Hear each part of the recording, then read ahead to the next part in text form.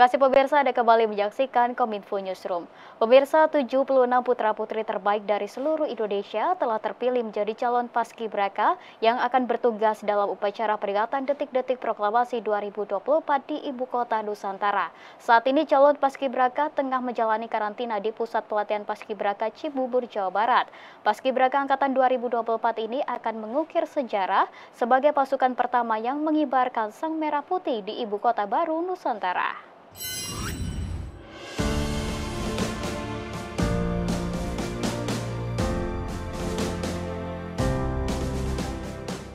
Pemirsa, jelang peringatan HUT ke-79 Republik Indonesia, calon paskibraka terus melakukan berbagai persiapan, mulai dari latihan baris berbaris, kesiapan fisik, dan juga mental. Dan pemirsa, ini merupakan kali pertamanya Indonesia akan melaksanakan pengibaran bendera pada HUT kemerdekaan RI di IKN Nusantara. Saat ini saya berada di Pusat Pelatihan Paskibraka Cibubur, di mana para calon paskibraka ini mereka telah hadir di sini sejak 12 Juli 2024 untuk melaksanakan latihan rutin setiap harinya, sebelum nantinya akan bertugas di IKN pada tanggal 17 Agustus 2024. Di bawah terik matahari, para calon pasukan pengibar bendera pusaka ini terus fokus dalam melakukan tahapan latihan persiapan pengibaran bendera. Mereka adalah 76 putra-putri terbaik dari seluruh Indonesia yang diseleksi dari 153.000 pendaftar di aplikasi Transparansi Paskibraka.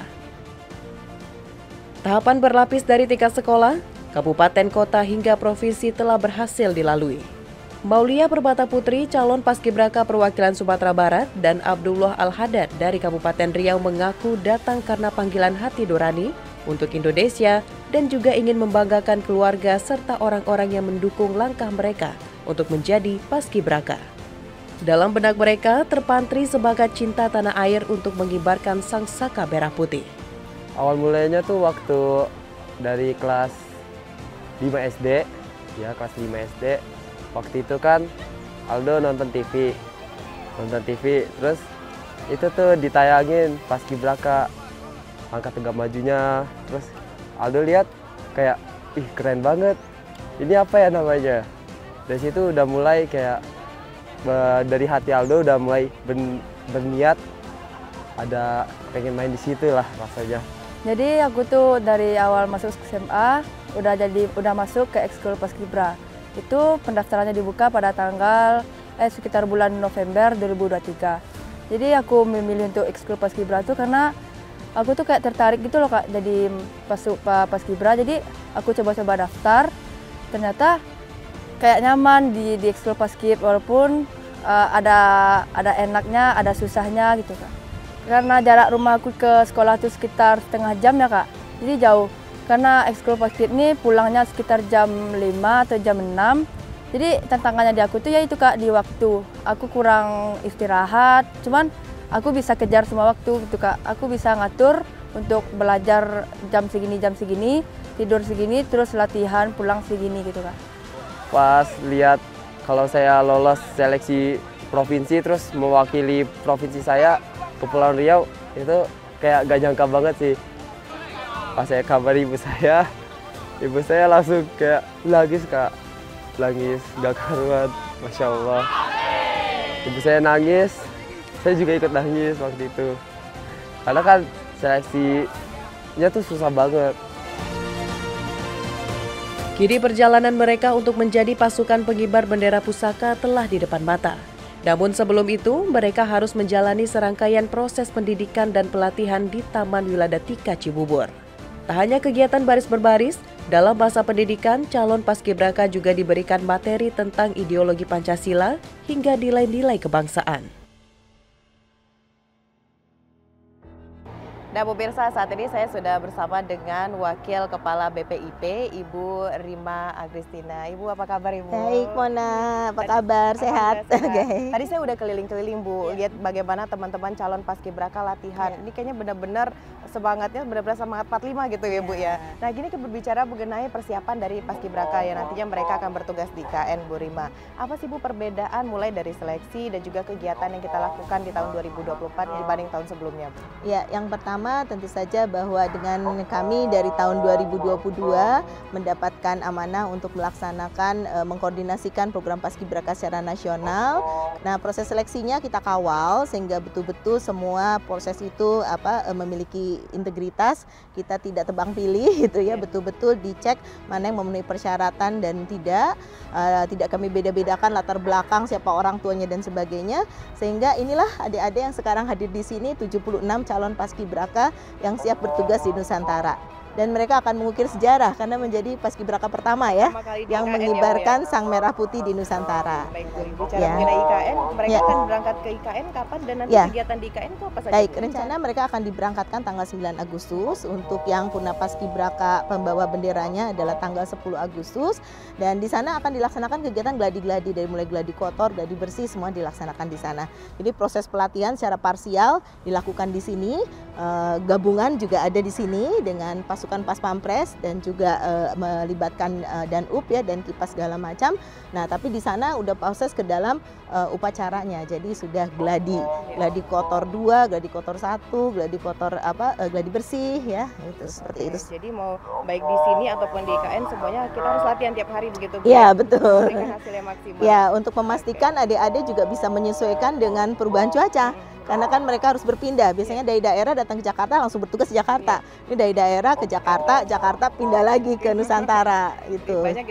Jadi fisiknya harus kuatnya, itu harus dilatih dari sekarang staminanya. Seperti itu, kita kuatkan dengan makanan yang bergizi, pola hidup yang stabil itu ya, semuanya supaya siap fisik dan mental. Lalu kalau perbedaan mungkin bagaimana caranya dari kita teman-teman di sini untuk meningkatkan rasa nilai-nilai Pancasila dan juga nasionalisme pada teman-teman Paskibraka ini? Ya, jadi kami juga senantiasa melaksanakan dengan sistem pendekatan yang memang sudah dibangun sejak tahun 667 oleh pendiri Paskibraka ya, Kak Hussein Mutahar, kemudian Kak Idik Sulaiman yang mencetuskan istilah Paskibraka ini dengan sistem pendekatan desa bahagia ini. Ini kita ada di gerbang desa bahagia ya. Jadi sistem di pemusatan diklat itu jauh dari kekerasan dan perpeloncoan ya, bukan seperti itu. Tapi kita betul-betul mengajarkan kepada mereka bagaimana sebagai warga negara Indonesia. Nah, Desa Bahagia ini adalah suatu sistem yang merupakan miniatur Indonesia yang kesehariannya warga-warganya memiliki komitmen pada Pancasila dan menerapkan nilai-nilai Pancasila dalam keseharian. Nah, jadi itulah proses yang mereka lakukan di sini dari bangun sampai mereka besoknya bangun lagi gitu. Semuanya penuh dengan pelaksanaan nilai-nilai Pancasila. Selama menjalani pemusatan pendidikan dan pelatihan di Taman Wiladatika Cibubur, para capaska dipastikan tidak akan mengalami kekerasan dan perpeloncoan.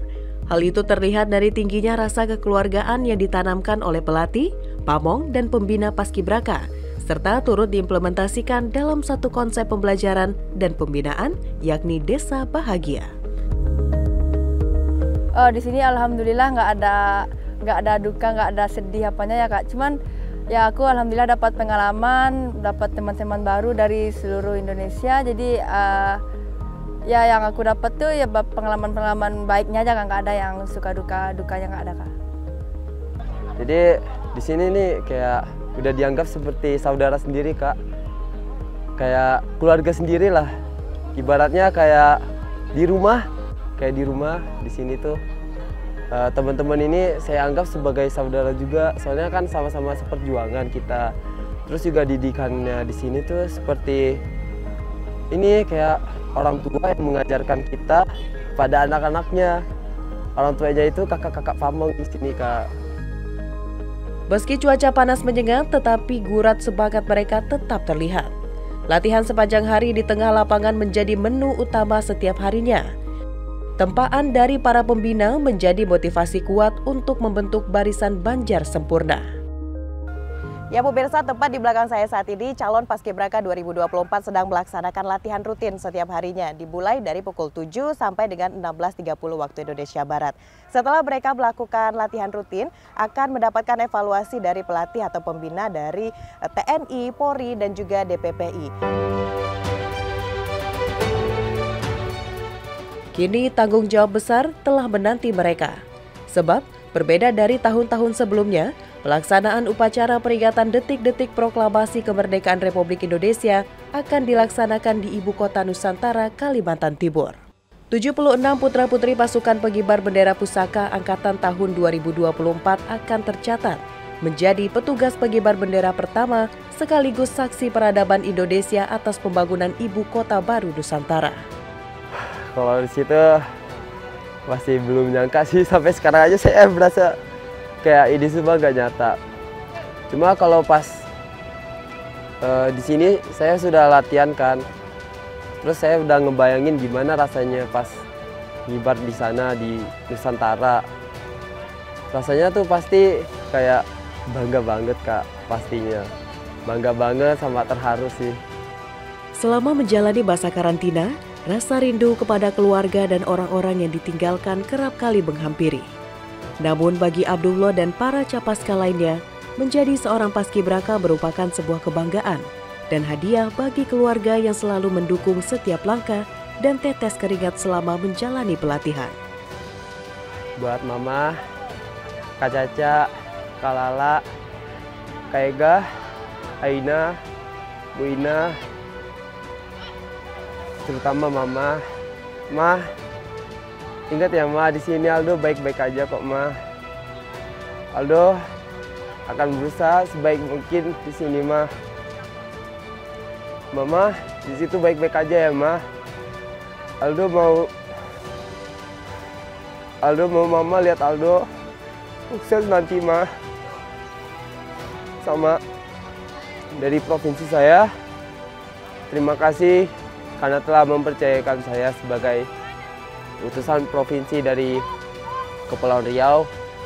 Terima kasih yang telah mendoakan saya. Saya akan berusaha sebaik mungkin di sini. Buat Mama sama Bu Ina, makasih ya. Kalian penyemangat saya. Semangat dan cinta tanah air menjadi modal bagi para calon paskibraka untuk menjalankan tugas sebaik mungkin pada peringatan HUT ke-79 Republik Indonesia di IKN Nusantara. Nusantara Baru, Indonesia Maju.